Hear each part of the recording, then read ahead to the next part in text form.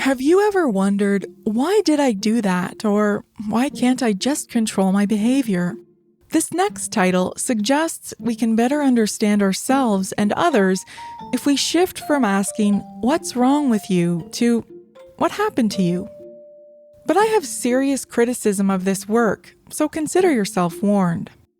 Welcome to Audiobook Reviews in 5. This is Yana, also known as Jana, and in today's episode, I'm reviewing What Happened to You?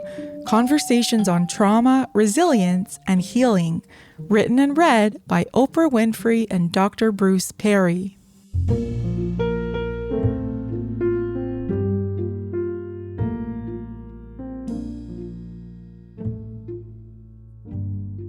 What Happened to You is the latest popular psychology book examining the relationship between trauma and behavioral patterns that many of us struggle to understand in ourselves and others. The conversational style between Oprah and Dr. Perry makes this an easy listen. It balances storytelling with research data.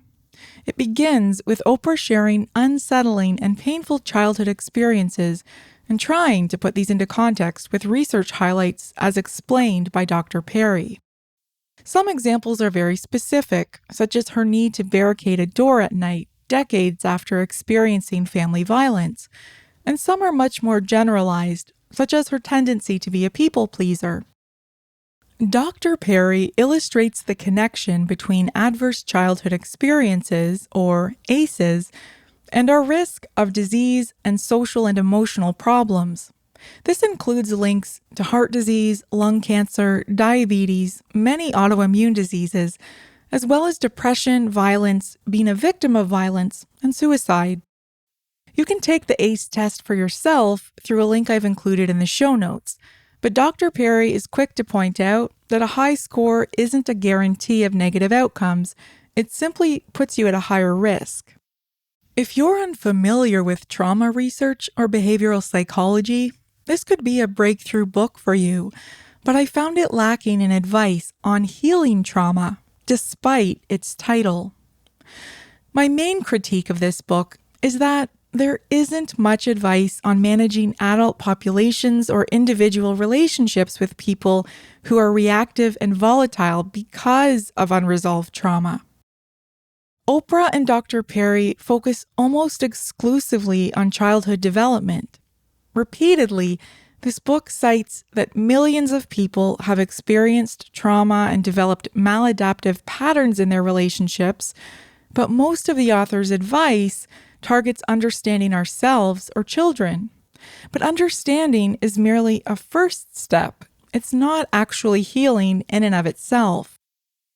We're all guaranteed to encounter difficult people who show maladaptive behaviors, whether in our families, workplaces, or random interactions with strangers. We can empathize with these people when we understand they've developed poor coping skills, but we can't reasonably expect all of them to heal themselves. After all, as Dr. Perry explains, quote, "The most destabilizing thing for anyone is to have their core beliefs challenged. As psychologist Virginia Sater puts it, we feel better with the certainty of misery than the misery of uncertainty. Good or bad, we're attracted to things that are familiar," unquote. If you've ever had to distance yourself from an emotionally volatile or even violent loved one, you know how painful this can be. No matter how well you understand that their inappropriate behavior is a result of unhealed trauma, only they can initiate changing that behavior, and it takes a sustained effort on their part, as well as the support of others.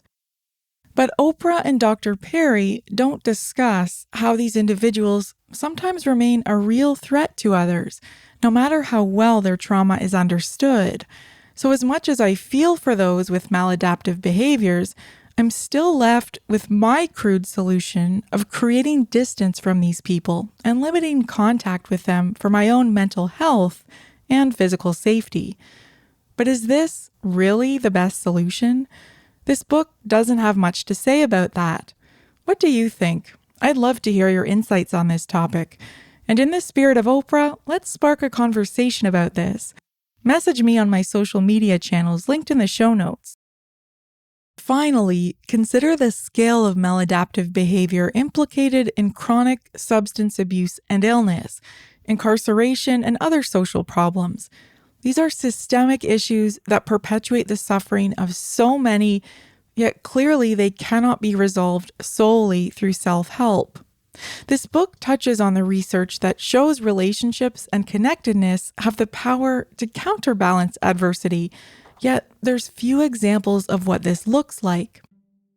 Oprah Winfrey's name on a book cover guarantees it will sell millions of copies, but I'm not convinced this book offers new insights or advice.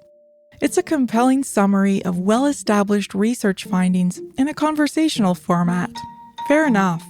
And maybe my expectations were too high.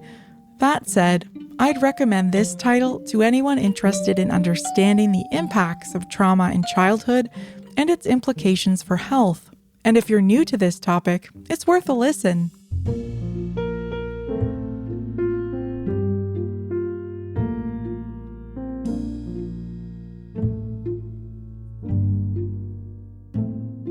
That's all for this episode of Audiobook Reviews in 5. Thanks for listening. If you have not yet done so, please follow us on Facebook and subscribe to Audiobook Reviews in 5 on Anchor, Apple, Spotify, and many others. By subscribing, you help increase the profile of this podcast and chances of other listeners finding it. I look forward to checking in with you all again soon. Please stay safe and be well.